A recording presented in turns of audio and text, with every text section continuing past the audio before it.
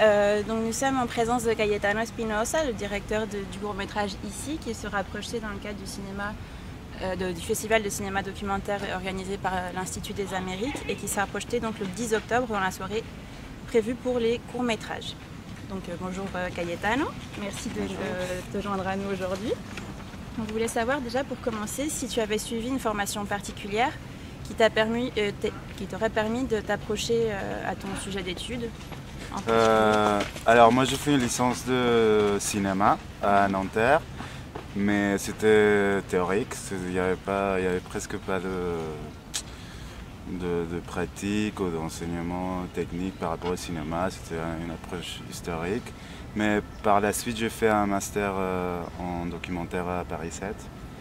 Et là on a pu faire des courts-métrages, des courts-métrages co-réalisés avec les autres membres du master.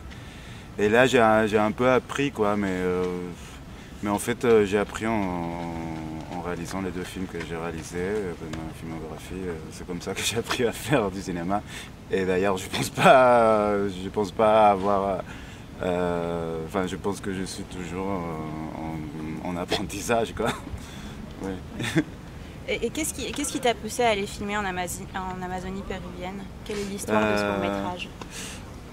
Alors en fait moi j'avais lu sur ces femmes dans un article publié dans un journal péruvien et ensuite j'avais eu un prof au Pérou quand j'étais à la fac au Pérou quand j'avais 20 ans avec qui j'avais gardé contact et lui aussi il m'avait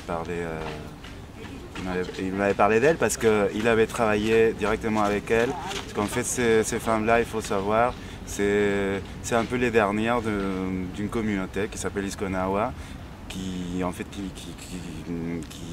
n'existe plus parce qu'en fait, il faisait partie d'un peuple qui vivait dans l'Amazonie. Et donc du coup ensuite en fait elles ont été déplacées de leur territoire, donc du coup ils ont perdu tout lien avec le territoire et avec leur langue aussi parce qu'elles ont été intégrées dans des communautés Chipivos qui disons, ils partagent ils viennent de la même famille linguistique mais c'est pas tout à fait leur langue. Donc mon prof en fait qui est linguiste avait travaillé avec elles pour justement faire un dictionnaire de leur langue et sauvegarder leur patrimoine linguistique. Donc du coup moi ça m'avait intrigué mais en fait je sais pas trop, je pense que aussi ça venait d'une fascination personnelle pour la forêt, pour toute forme de vie qui est loin de ça, tu sais, de la ville. Donc en fait ça répondait plus aussi à un fantasme personnel en fait. Ouais.